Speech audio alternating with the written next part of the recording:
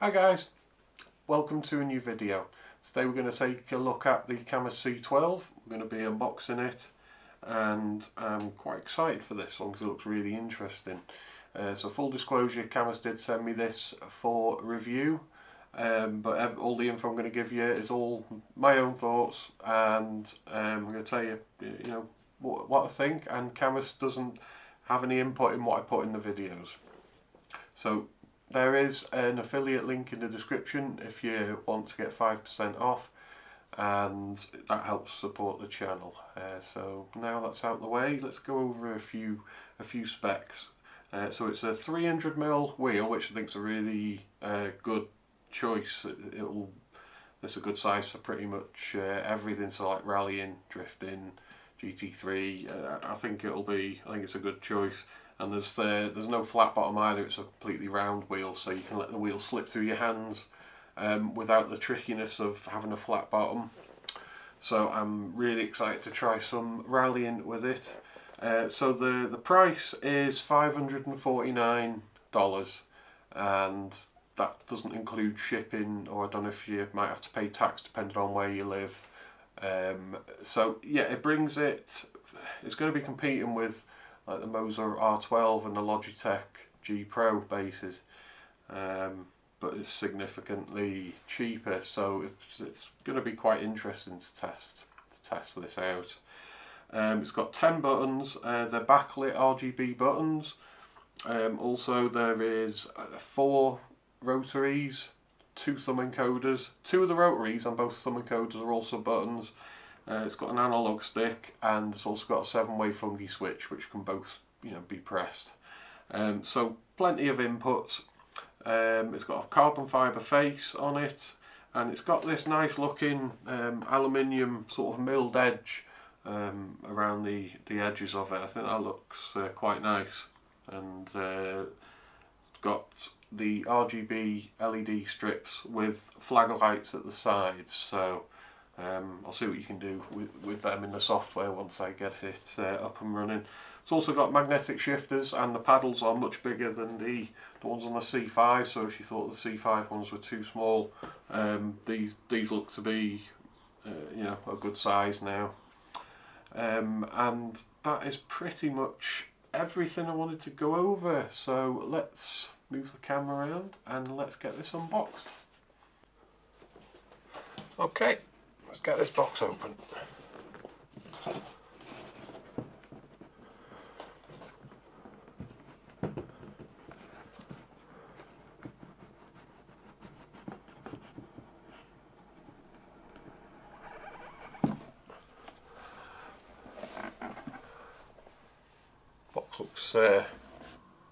Box looks quite nice. The one for the C5 was mostly black and shiny. This looks kind of like unboxing something from Apple. Alright, so what we got? So we got some instructions, and right, here's the English.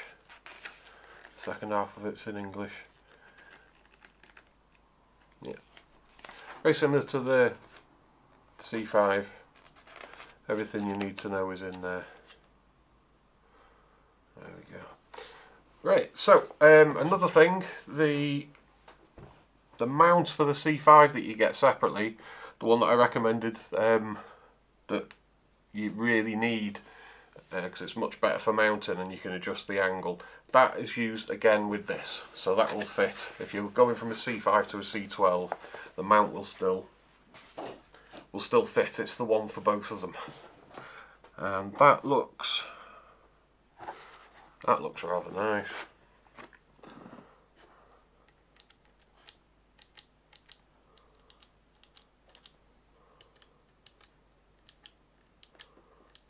Buttons feel nice, feel quite different to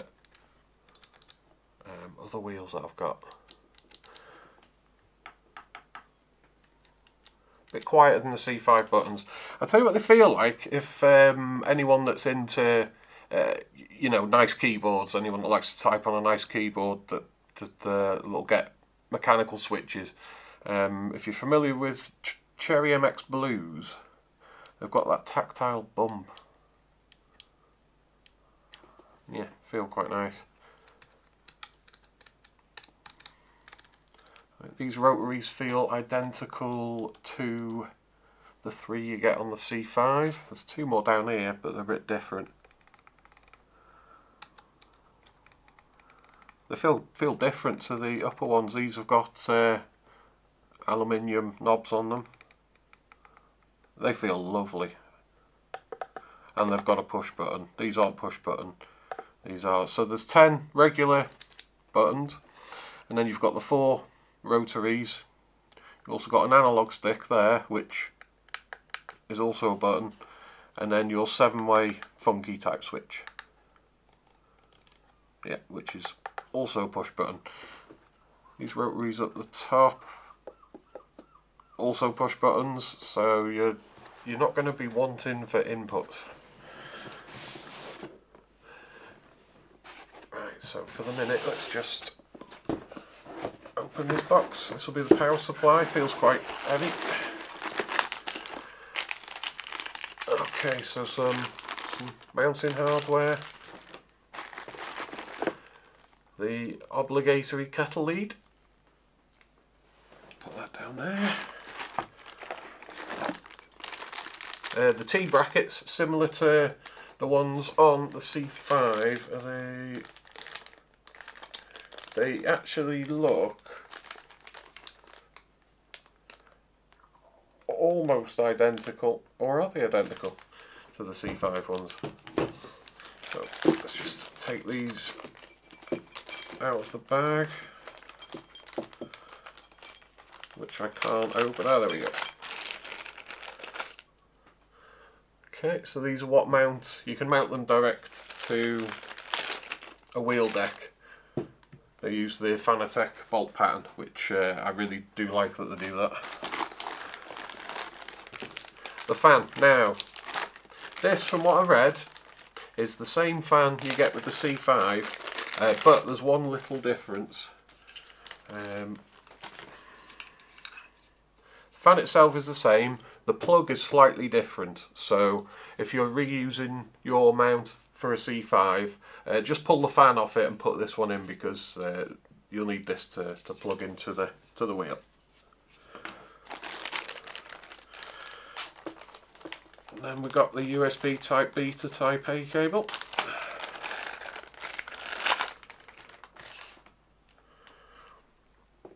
Which is nice. I like the way they've branded the ends. Just nice little attention to detail. So put that to one side. And then the power brick, which is pretty hefty. It needs to be, really, because this is quite a powerful base. Let's get the box out of the way. Okay, so here we go. What have we got on the back here? So this is outputs of 350 watt power supply. So pretty chunky. It's about the same size, I'd say, as it's not that far off a DD1 size of power brick. Got a status light on there, and I can't remember what that connector's called. You see them in RC cars sometimes. So yeah, that's the power supply. So let's get the wheel out. This is pretty heavy. Empty box. Okay, so I can put this on its back because it's got a heatsink, this one. The C5 didn't, because it probably didn't need it really, because it never got hot. So yeah, it's quite a chunky heatsink across the back, so when the fan's blowing on it, it should have more than enough cooling. So you've got the fan connector there, you've got a reset button, this is your power button, input for your power supply, there's your USB Type B socket, and then these are for shifters and pedals, which I'm curious to see if they bring out a shifter or a handbrake, these USB Type Cs. So, oh yeah, shifters. Okay, now these are better because they're plenty big enough.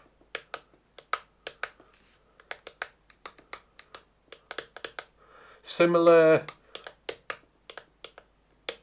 force to my cube wheel, I would say, to pull it. Maybe a tiny bit more resistance. Feel really nice. Similar, they're about as loud, because magnetic shifters, when they're metal on metal, they're always going to be quite loud. I say these are about as loud as the cube wheel before I silenced it. So I'll do the same to this, because you can just put a little felt pad inside there and then it'll just dampen it a bit. But they feel really nice. Okay, and there it is. Let's just put, I feel more comfortable just having this on a bit of foam. Right, so these,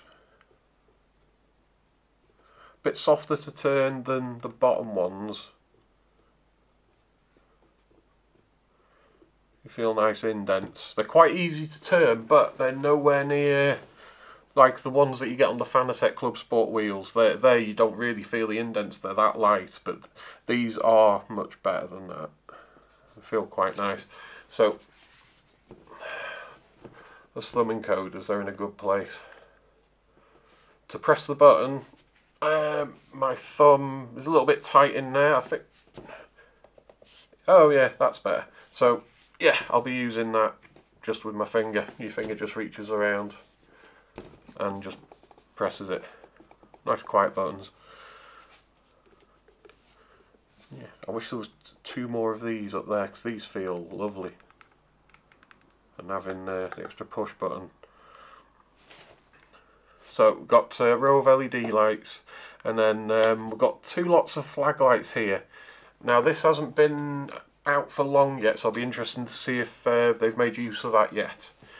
So when I go into the software, I'll do the latest update and find out what you can do with these. So you've got your 7-segment display to display you know, your speed or the gear that you're in, and these buttons are all backlit RGB, so you can do a fair bit of customizing on this. The material for the wheel rim, it says it's leather in the instructions. I mean, it feels like it, but I've seen people say that it's the faux leather. It's got a bit of squish to it, which is nice. It feels very comfy, and it's nice and chunky as well. So I imagine this is gonna be good for my hands, I think. The stitching looks really good, nice and neat. I don't see anything that stands out. It's not very rough to touch, so that's good. The other thing you can do with this, and we'll do it now,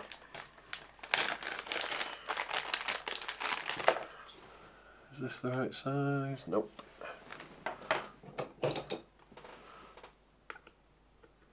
Ah, 3mm. No, I need a...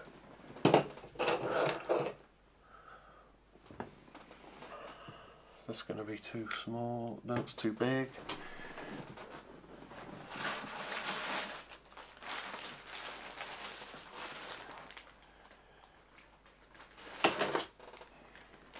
Just bear with me.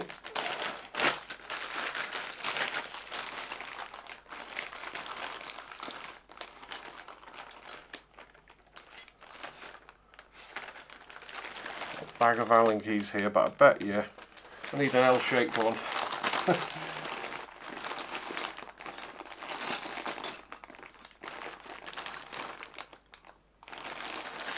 Oh, doesn't look like I've prepared as well as I thought I had. But anyway, if you take these off, you can throw another wheel on. It's a 70mm bolt pattern. The other thing you need to do is, there's a little piece of plastic sticking up out of the middle. It's to do with I don't know whether you call it an encoder, but it reads the wheel's position, so it sticks out a little bit. So you can bolt on, you know, go and get yourself a Sparko wheel, anything that's got the centre cut out with 70mm bolt pattern will bolt straight on. And if you have something that is hasn't got that, you could you can put a spacer on. I've got a couple of spacers lying around where I could put the Fanatec Porsche wheel on, and then it would be raised just that little. I think you only need about 5mm of clearance lifting it up to do it. So yeah, that's pretty much everything I can think of now. So let's attach these now so that we can just put them side by side. So that'll want to go in there.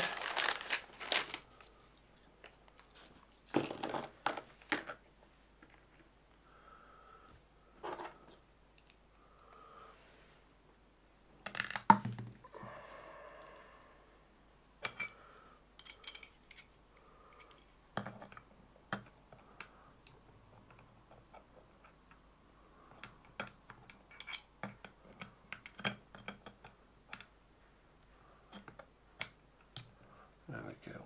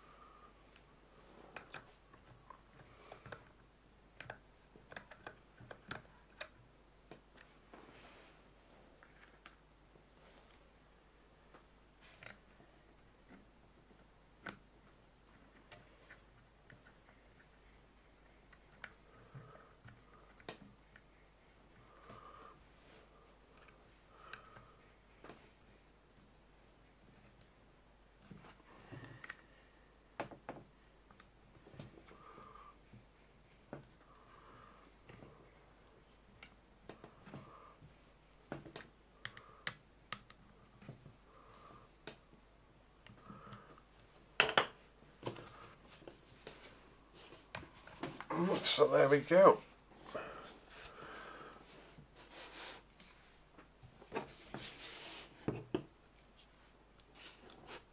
That is the C5 and the C12 next to each other.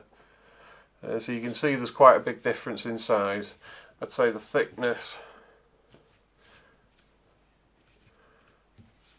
feels very similar. This one might feel a tiny bit thicker, but it's got a bit more square. Yeah, so, and that's it. So these are the rotaries that are the same as the top ones. I do love these bottom ones, they're really nice.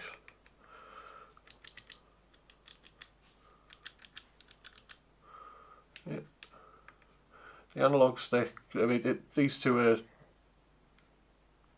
nice, they've got metal caps on them. Yeah, the analog one in some games like R-Factor 2 I think, you're able to look around the cockpit. I've never found a use in ACC for an analog stick. Anyway, then we just have to mount the fan, put it on the rig. Right, so what I'm going to do now is I'm going to finish the video here, and I'm going to spend a couple of days with this, and then I'll do the second part of the video going over all the software, and I'll be trying quite a few different sims and games on it.